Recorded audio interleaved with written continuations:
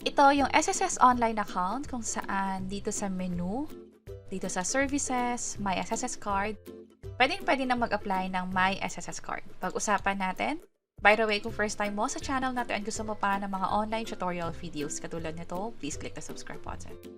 Pagka-login mo sa SSS online account mo, pwede nang pumunta sa services. Kung sakaling gamit mo yung phone mo, i-click mo lang yung 3 lines para makita itong services na option. And then, i-click na tong My SSS card. 5 steps yung pagkadaanan natin, pero sobrang dali lang nito gawin. Dapat updated din yung information ninyo, katulad nito, at kung wala kayong pending application sa Union Bank, hindi dapat kayo magkakaroon ng error message. Kung sakaling merong error na katulad ng sa Union Bank or hindi makakapag-proceed, pwede ipa-close mo na yon para makapag-proceed dito. So, proceed na tayo sa step 1. Ang gagawin lang natin na i-click itong proceed. And then dito, i-check lang tong I hereby acknowledge. And then, consent and submit na tayo. This time, kukunan na kayo ng camera. So, kung gamit nyo yung cellphone ninyo, madali na lang kasi nga may camera na yung mga cellphone natin. Pero tandaan na dapat malinaw yung pagkakakuha, walang nakaharang sa mukha, walang salamin, walang sombrero, at susundin yung instruction. Katulad nito, sabi dito mag-move back daw. So, yun din yung gagawin nyo sa cellphone or sa camera ninyo. Move closer, ibig sabihin na lapit naman sa screen. Successful na, ibig sabihin pwede tayong makapag-proceed. Sa ngayon, merong isang option pa lang, yung sa RCBC ng DiskarTech. Pero magkakaroon pa ito sa future ng iba pang bank, katulad ng sa Union Bank or sa EUB. So, pwede na kayong mamili. By the time na pinapanood nyo itong video na to, baka updated na yung listahan, baka meron ng ibang bangko. Pero sa ngayon, RCBC ang meron tayo, so i-click ko lang to.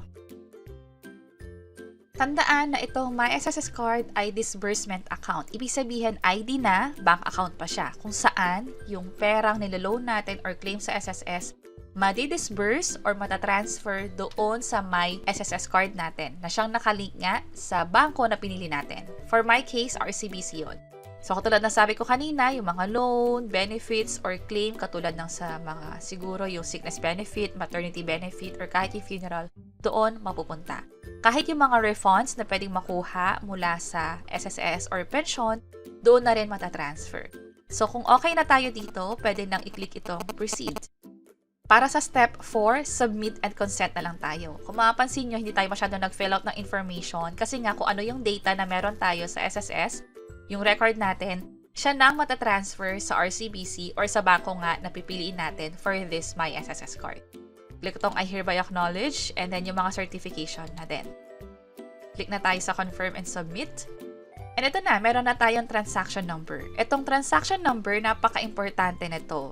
I suggest na i-highlight nyo yan, i-copy ninyo, at i-paste ninyo doon sa RCBC na app or sa DiskarTech na app. Pwede nyo itong i-send sa account ninyo, like sa Messenger muna, or basta makopya nyo to para nga naman hindi mawala yung transaction number. Click ko tong done. This time, kailangan na natin yung phone para i-download yung app.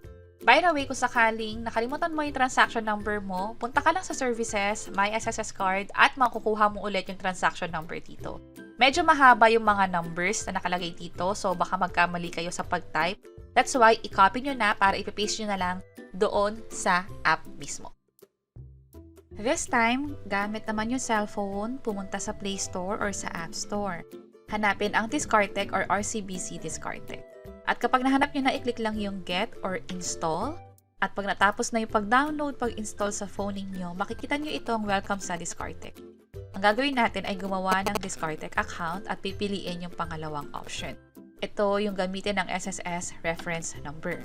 Sa experience ko, ito agad yung nakita ko yung terms and conditions. I-click lang tong arrow sa baba para diretso na agad sa I agree na button. So, click natin yan.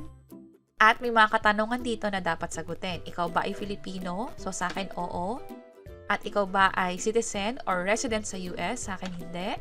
At ilagay na dito yung cellphone number. Magpapadala sila ng OTP dun sa phone number mo. At kapag hindi nag-match or mali yung OTP na nilagay mo, magkakaroon ng error na katulad nito. So, dapat tama siya para makapag-proceed na sa next step. Yung pag-selfie at pag-take ng picture ng ID. So, yun yung requirements. Kailangan, meron na kayong ID na naka-ready at pwede na rin kayong mag-selfie. Ito yung mga reminder. Kailangan original yung ID. Ang kukunan yan yung harap at likod. At yung mga information na meron sa ID, dapat parehong-pareho dito sa magiging account mo sa DiskarTech or sa SSS na din. Click natin itong susunod. Ito nga pala yung list of valid ID na tinatanggap ng DiskarTech sa pag-create ng account. May mga secondary ID dito katulad ng PhilHealth ID, Student ID, at Senior Citizen ID. Click natin itong Let's Go at click natin itong While Using the App. Ito na yung sa part ng ID. Ang ginamit ko nga pala ay yung sa National ID, bali harap at likod.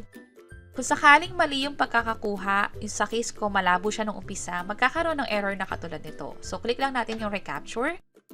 At kapag okay na, i-click lang yung i-save at mag-continue. Ganito dapat yung makikita ninyo kapag okay na. So, click natin yung susunod. At selfie naman. Click natin itong capture. Magkakaroon din ng error kung sakaling may mali sa pagkakakuha. This time, ang ginawa ko kasi ay masyadong close up yung sa pagkaka-selfie ko. So, medyo lumayo ako ng konti, pinakita ko yung balikat ko at naging successful na. I-click natin itong ipasa. At ang ina-expect ko dito, dapat mag-provide na ako ng information. Pero bigla ako napunta sa pag-pin code. So, ang ginawa ko, inulit ko ulit mula umpisa at dito na agad ako napunta. Hindi ko na binalikan yung buong proseso katulad ng pag-take ng picture ng ID or pag-selfie. Instead, double check based nga sa ID kung ano yung nakalagay at kung ano na rin yung dito sa nakalagay doon. Katulad ng birth date at complete name na din. So, click natin tong yup, ako yan. Ilagay na ang transaction number mula dun sa SSS portal, maging yung SSS number ninyo. So, ito yung sa akin. Just in case nga pala na meron na kayong DiskarTech account, possible magkaroon ng error na katulad nito. So, nagamit na ang SSS number na to. Pero kung okay naman, hindi pa kayo nagkaroon ng DiskarTech account, proceed lang sa next step, yung pag-provide na ng information. Katulad nung sa status ninyo, gender, yung address ninyo, additional information na rin kung saan, paano yung funds ninyo nakukuha, o ano yung pinagkakakitaan ninyo. Also, politically exposed person ka ba? Ibig sabihin, may kamag-anak ka ba na may katungkulan sa gobyerno? And ano na rin yung employment details mo? Pwedeng employed, pwedeng self-employed, maging iba pang mga information katulad sa trabaho o yung monthly income na din. Finally, maglalagay na tayo ng passcode. Itong passcode, parang yung GCash MPIN kung saan kapag mag-login ka or gagamitin mo yung DiskarTech account, ito yung gagamitin mong pang-login. At maghintay ng 1 day or 24 hours bago ma-access yung buong features ng DiskarTech. So, hintayin yung pag-submit ng application at makikita ninyo na pwede nyo nang i-access yung DiskarTech app. Pero hintayin nyo nga na ma-fully verify kasi kapag na-fully verify na yan, i-check nyo na yung cards at makikita nyo rito na pwede na kayong mag-avail ng MySSS card. Ang MySSS card is powered nga ng RCBC kaya kukunin nyo siya sa RCBC branch mismo. Kailangan bayaran ito ng 200 pesos para makapag-avail ng card na ito. At yun yung buong proseso sa pag-avail ng MySSS card powered by RCBC DiskarTech. At sana nakatulong tong video na to. Kung oo, pakiclick ang like button at para sa iba't ibang mga tutorial videos, pwede nyong i-check ito nasa baba. Sana makatulong. See you sa next videos.